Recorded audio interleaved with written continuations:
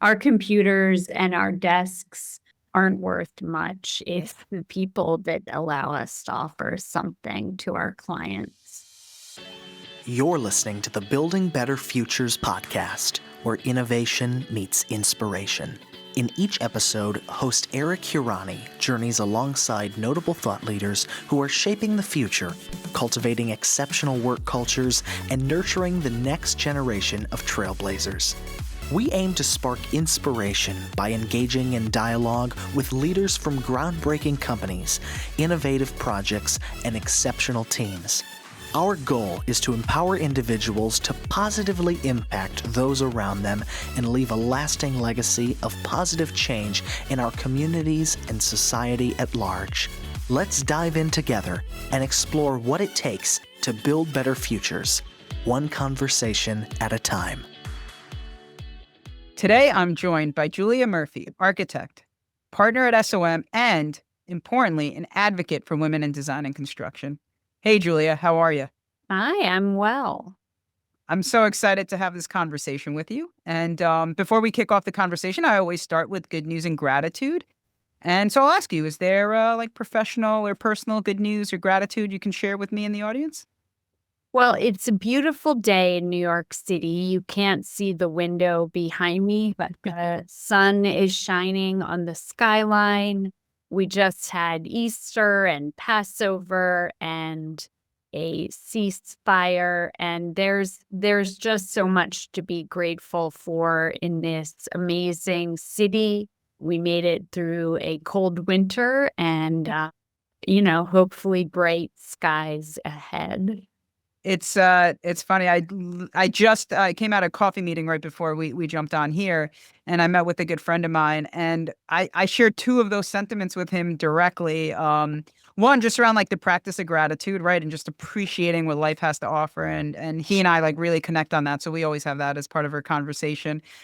And the other one was just what a difference it makes when the sun is out, and Yeah. I was talking to my family about the same thing. It just makes you feel, I feel alive when the sun is out, even if it's cold, Yeah. right? It's a little bit chilly today. Right. And by the time this airs, it won't be, but just for those listening, it's 46 today, but it's sunny and it feels amazing because we just came out of one of the worst winters I can ever remember in living in this area. Agreed. Yeah. And we deserve a little bit of brightness. We really do. And then the second part of the conversation that you touched on, and so I always like to share a gratitude too. But we were talking about as we get older, will we retire somewhere else? And I was like, I would love to get away from the winters here, but I just love New York City, and there really isn't anything like it. And when you think about it, people come from all over the world to come to New York City, and I totally get why. Even though I live here, I still understand why, because I really love New York City, and there's just so much it has to offer. So right. Little moments of looking back on a bridge on the skyline and pinching myself that I'm here and I get to do this. It's an amazing feeling, and especially for our industry, right? I mean, the city, the physical infrastructure is so core to who we are and what we do. I just love it. All right, well, great. So you just mentioned, how you pinch yourself about where you are, and tell us that story. How did you get to where you are? Where did you grow up? Where did you go to school? How did you end up as a partner at SOM? Give us your background. Sure. I grew up in Baltimore, Maryland, and I'm a third generation architect. Wow. I never knew my grandfather. He was born in the 1880s and was very old when my father was born, but I definitely grew up with his legacy. He was a young Irish guy born in Chicago, and he made his way to Washington, D.C., worked for the architect of the Capitol, and got a steamer ship to Paris and took the exam to get into the École des Beaux-Arts, which was sort of the architecture school of the time, and came back to the U.S. And in the world of Irish Catholics, he founded the architecture school at Catholic University many of the graduates of that era. It was sort of a time when many American architecture schools were either being founded or remodeled on the model of the Beaux-Arts system. So I grew up with that, and my father had a practice in Baltimore, and I grew up resisting, I think, the urge, spent a lot of time kind of complaining about pictures, going on vacation and only having pictures of buildings to show, or my dad leaving us in the car in different neighborhoods in Baltimore and going off to take pictures of projects. But the whole time it was rubbing off. I was an English major in undergrad, and by the time I was ready to graduate, I had the very awkward conversation that, Dad, I think I'm interested in architecture. And from there, I came to New York. I worked in the marketing department of Cohn Pedersen Fox, which was amazing. I was working with some of the very senior most partners, what was a very, and still is, a very storied architecture firm. And really got a view towards the hustle and the excitement of winning work, right? And from there, I went to Penn to go to architecture school, and I always say I loved Philadelphia. I don't necessarily remember leaving, but I got a job over the summer in Ireland, and I came back and moved to Brooklyn and really never looked back. I've been in love with New York since I was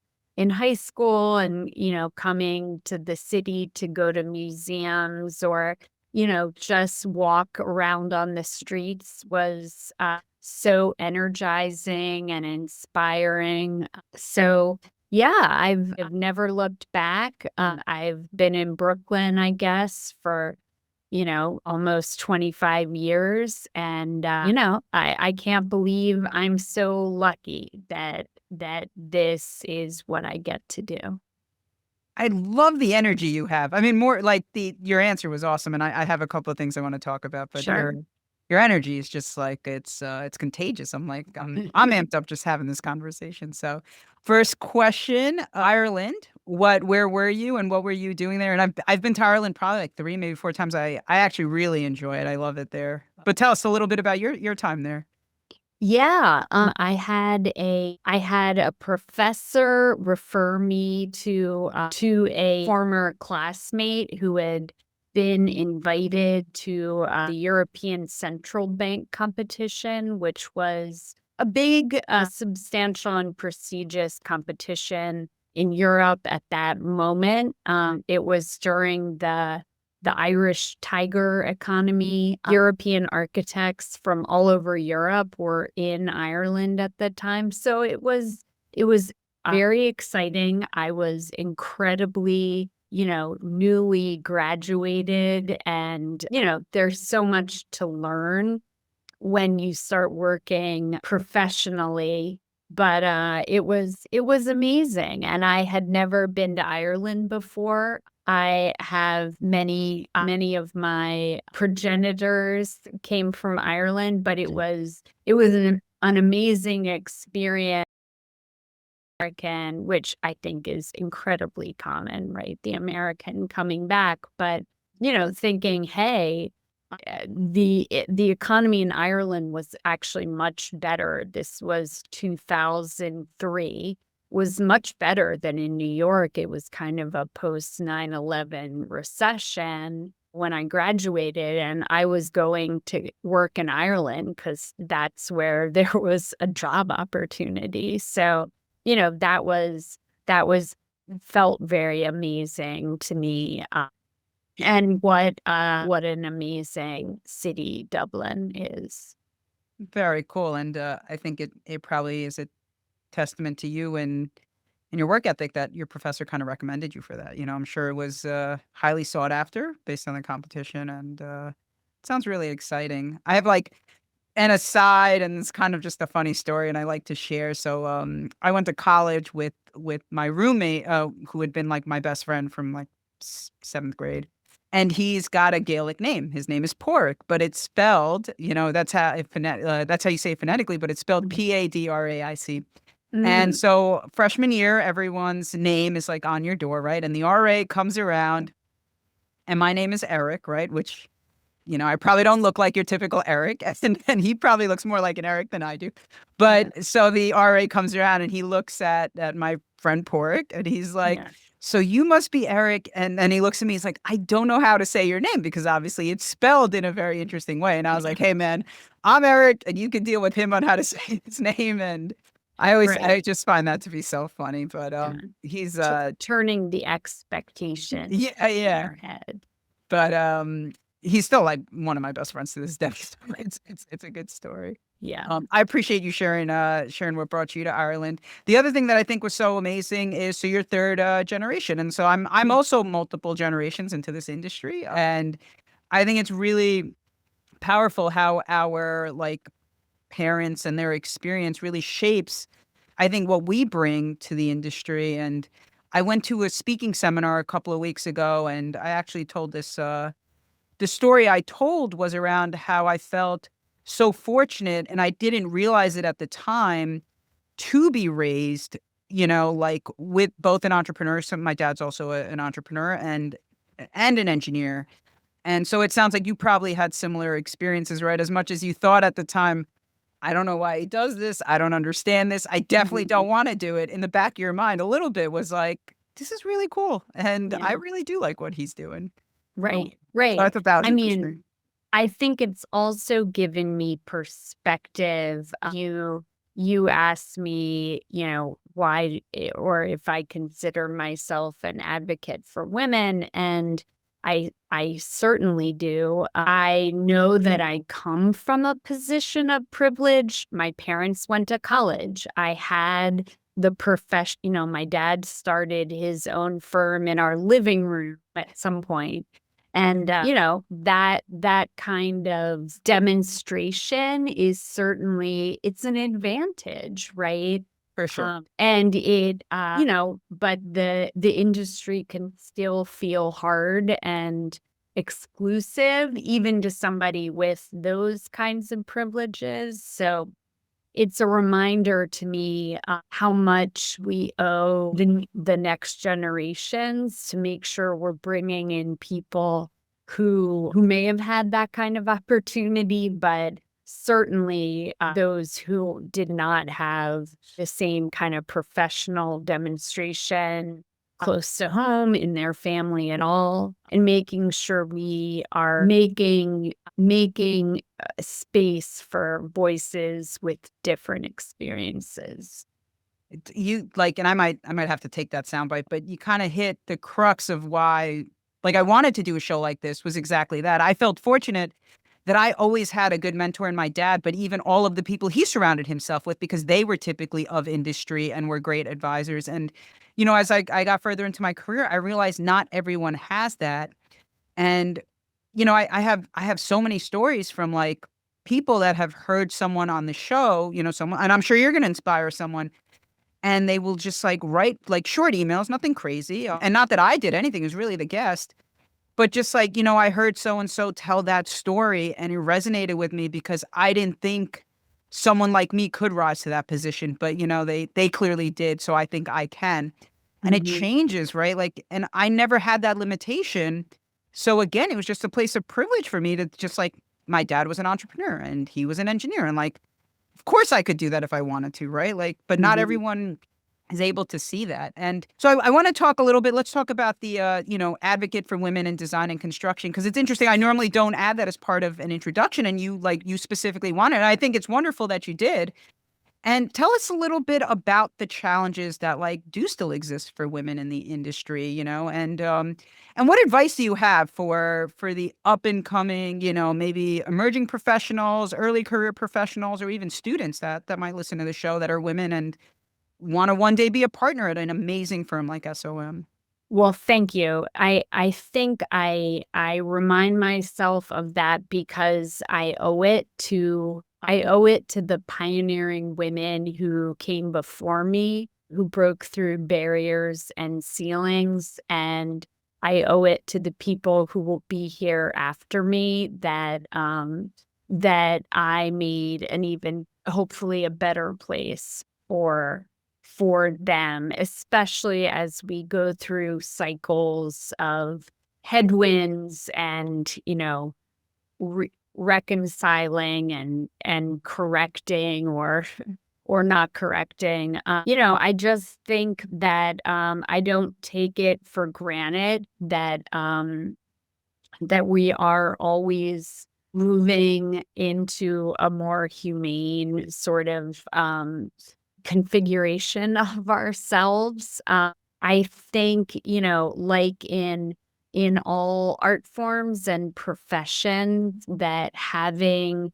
different voices represented and confidently being heard, it improves. It improves the output, the outcomes. So I tried to remind myself to uphold those principles. I've had a really unique experience recently.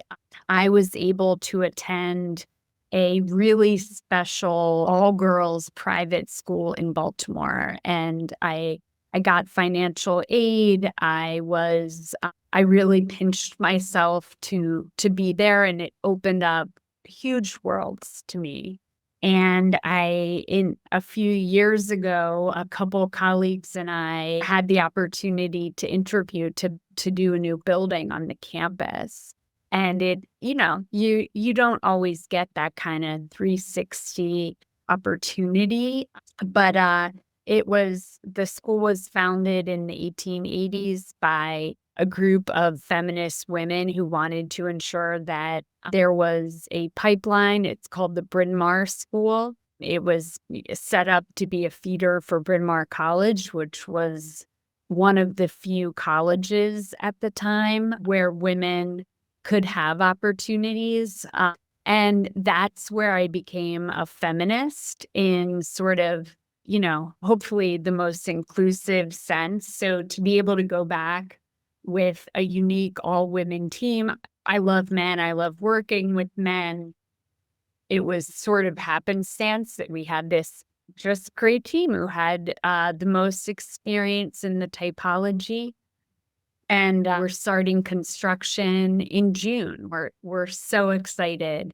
And it's been such a unique moment to kind of come back to a place that formed me and hopefully help form it for the next couple turns of the wheel.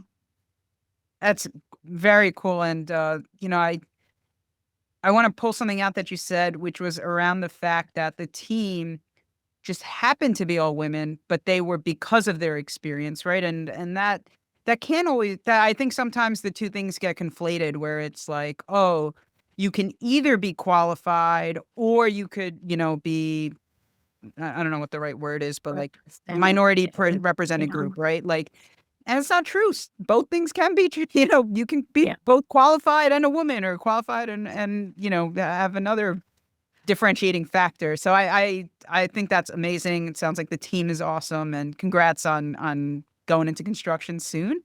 And to be able to give back, right, to a place that obviously gave a lot to you. So I'm sure that's like a very, very fulfilling part of it. And, it kind of leads me into, so now that we're kind of talking about projects, right?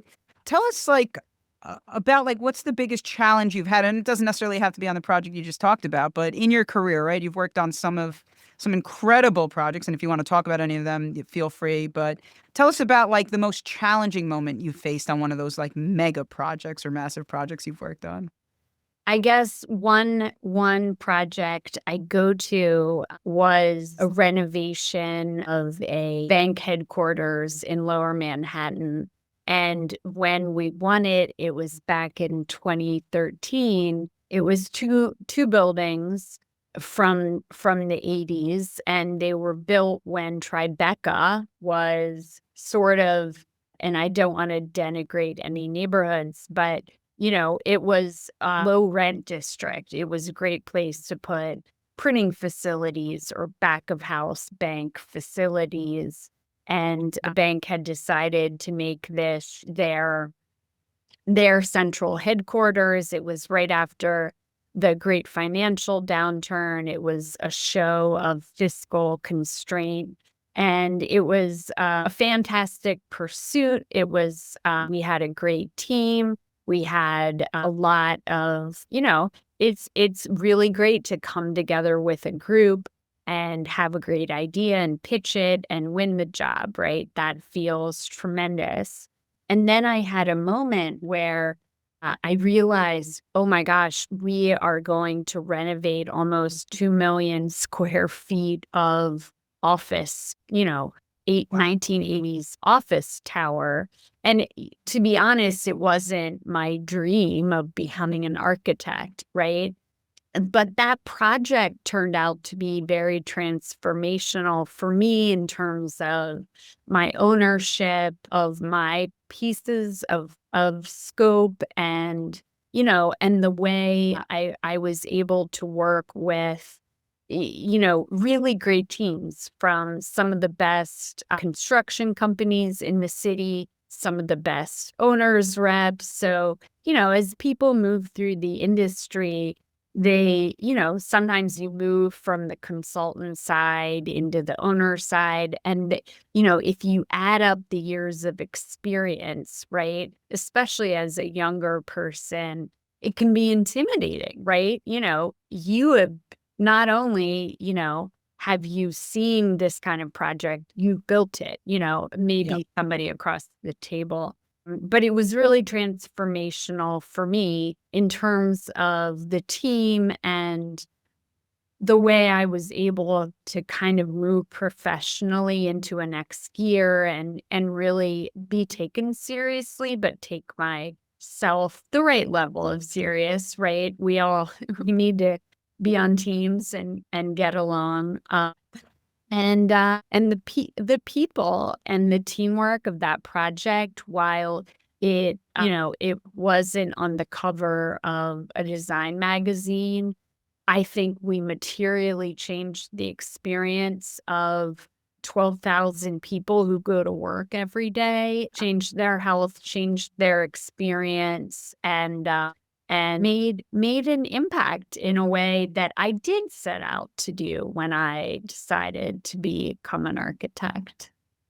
So I'm gonna let's talk a little bit about that impact, because another question, and I actually always love to hear these stories, is a lot of what we do does impact an end user, right? In like a very profound way. Either they're going to live there, or they're going to work there, or they're going to learn there, or they're going to, whatever part of their life is going to engage with that infrastructure, it's going to be significant to them.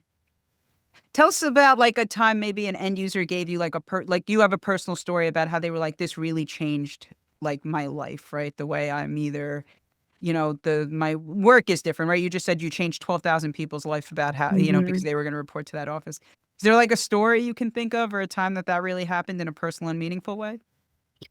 Um, Certainly that has happened. I think both at the highest level and then at the really personal level. We've had CEOs. We worked on a new headquarters for Disney in Hudson Square in Lower Manhattan, and have heard substantive feedback about sort of changing the way an organization that had previously been an accumulation of different cultures and businesses assembled together in a purpose-built environment when they had been sort of spread across the city. And that, the the experience of coming together in a space that is hopefully inspiring has been transformative to their business, and that is incredibly reinforcing. But I'll go back to that bank project that, even knowing the person who sits or stands sometimes, at a desk in a lobby, right? And is suddenly connected to nature, right? Is seeing the light cycle of the day and understanding how that is transformational is, that's meaningful. So you mentioned a really cool project in there, which was the Disney headquarters. Mhm. I know you've also worked on Manhattan West, right? Which was like an incredibly iconic development. We did some work there too, and I love the way it came out. And as a Long Islander, I'm going into Penn a lot, and now I very often will exit through like that Ninth Avenue exit, like the new one that's all the way at the end. It's like it's beautiful over there. But walk us through like the early days of that project, right? I mean, I can't imagine there must have been so many obstacles you guys had to overcome. And growing up in the city and spending a lot of time here as you have, that part of the city looked totally different 10 years ago. Yeah. So Yeah. talk to us a little bit about like Manhattan West as an iconic program that you worked on. Yeah. I mean, it's again working in teams in collaboration with really inspiring clients. Uh, you know, I think working with really professional and sophisticated clients is, it can be hard at times because they're very smart and sophisticated, right? And sometimes it's harder to do your own professional role when your client is a professional as well and has a lot of that similar experience. But working for really good developers is amazing. I joined the Manhattan West team as a very, in my mind, junior level person. And we started going to meetings in the basement of the AP building, what is now 5 Manhattan West.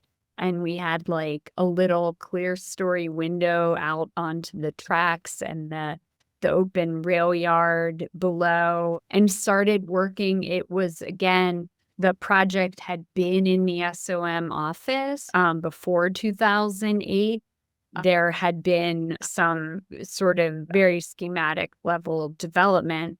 But during that period of time after 2008, Brookfield, our client, made the really interesting and smart decision to use the time to get ready for the next sort of cycle and started building this very innovative bridge structure, which was going to happen fast. And Eric, as you know, building over an active Northeast Coast corridor, rail connection and rail yard is time is money. Time is money. So our team had to work really quickly to understand what the future limitations of this very innovative post-tension precast structure would be, because it was going to really pave the way. It was going to save so much time, get protection over that track level, and enable a lot of construction. But it really changed the baseline structural approach to the project and this enormous entire, multiple 2 Manhattan City blocks sort of structure. And that was an amazing time of thinking about, okay, well, if the span is here, we might need a future column here, but we can't have one here, and sort of thinking in that flexibility space, right? That was an amazing education in we want to buy as much flexibility as possible.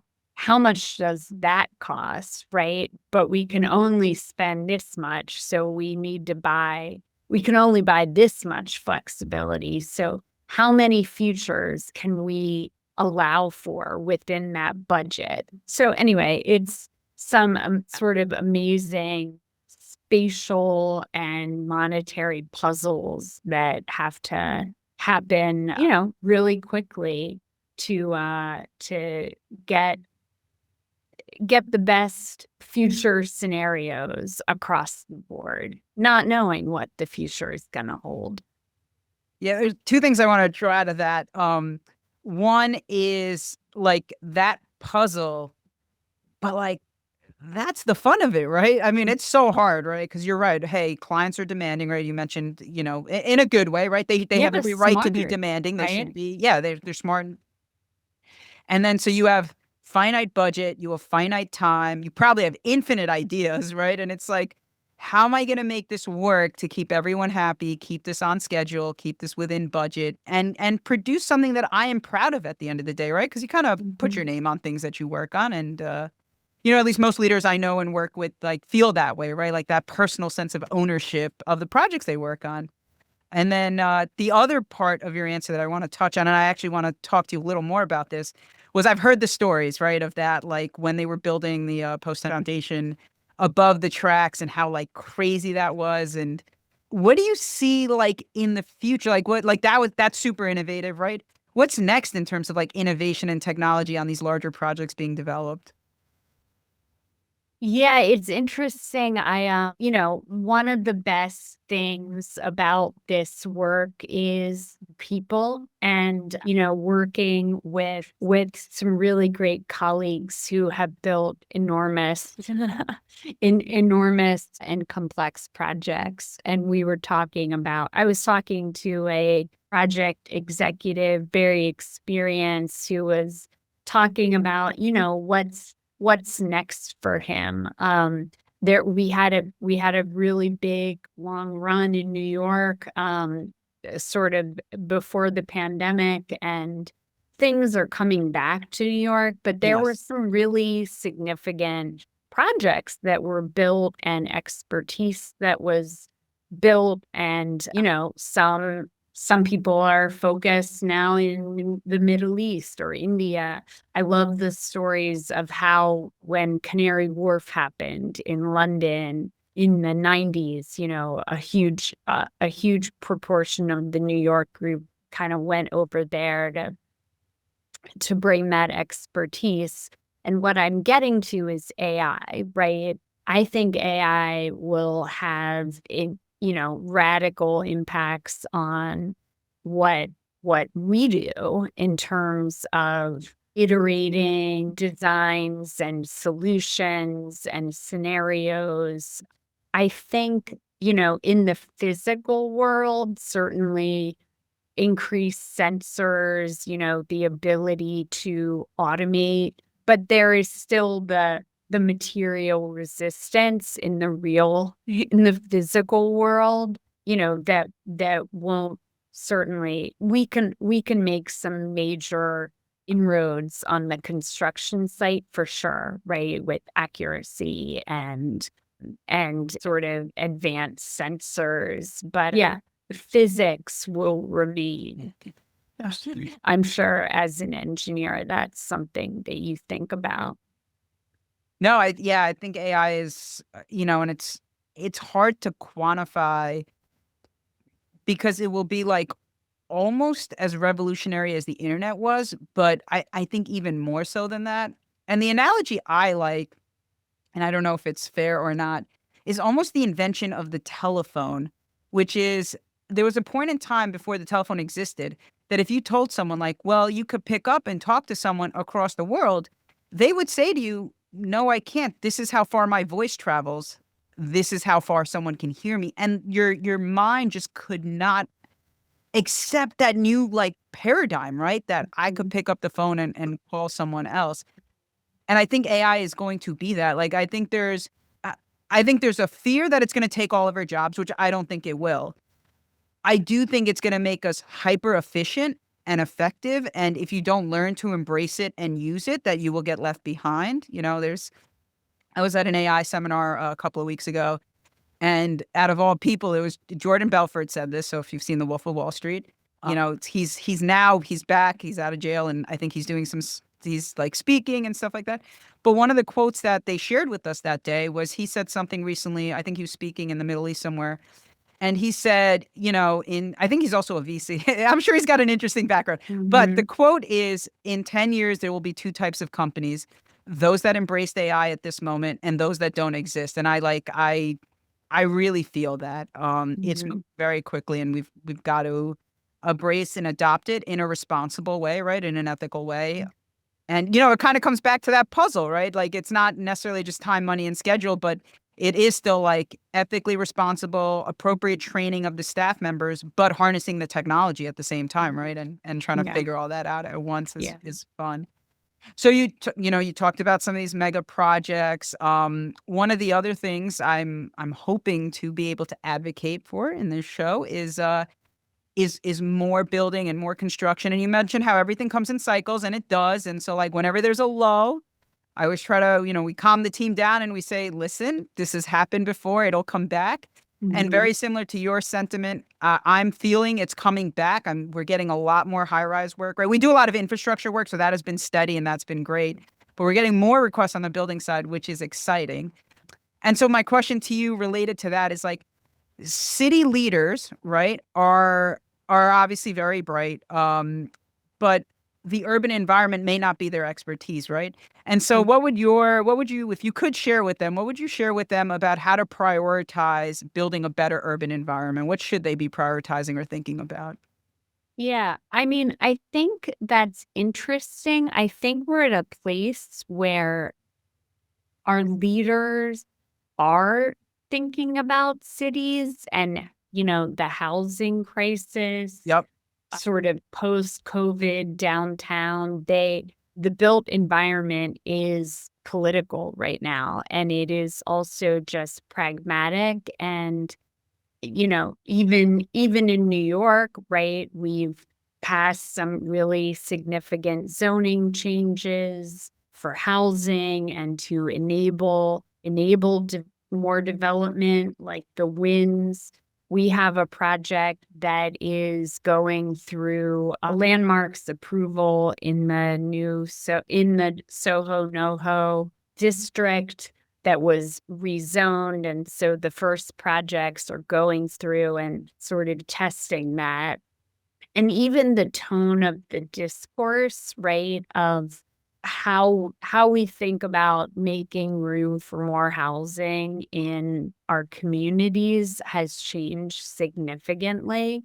So I believe that our electeds, even the city council, not just city planning in New York, right, to be really myopic and Yep. hometown focused, our city planning and the mayor's office and city council all are clamoring for a piece of for expertise to help inform policy, and I think are coming with a sophisticated and educated sort of ideas about what did we learn from COVID about what makes our cities and neighborhoods vibrant, and how important addressing the housing crisis is to our, the political base, to the economic viability of the city. So I think it's such an interesting time, and the young architects want to be part of the solution, and that's really inspiring. Very cool. Yeah, and I know I agree with you. I think our city leaders have been prioritizing the building and the growth of the city. And the City of Yes regulation has been really interesting. I saw there were some rezonings that just, like, I think finally got through, which is really exciting. Even on the public housing side, right, with the Preservation Yeah. Trust, I think they're looking at innovative ways to get funding and get some projects done. And Vlada Knif's doing, I think, a great job over there. So it's, like, very exciting. So I appreciate you sharing your thoughts on that. Before we jump into our final segment, which is going to be finish the sentence, I am a big, like, quotes and mantra type of person. So I'm just curious if there's, like, one that you subscribe to that, Oh like, my kind of goodness. just is your fallback when you're just, like, challenged by something. Yeah, it's interesting. I have, in the last 2 years, I have been diagnosed with a motor neuron disease, and it has changed the way I walk and get around the city. And, it's opened me up to the idea that, and especially, in we're society divided, right? we're at a place where we are not always civil to each other. And to move around as a disabled person, which is sort of a new identity for me, it can feel threatening, right? Like when your physical body is vulnerable, it can feel like a threat. And I remind myself regularly how kind people are. And people remind me of it too, that generally everybody is kind, and people want to help. So honestly, that is a mantra that has been helpful to me. Like, you're not under attack. People are kind. And it's proven to be true.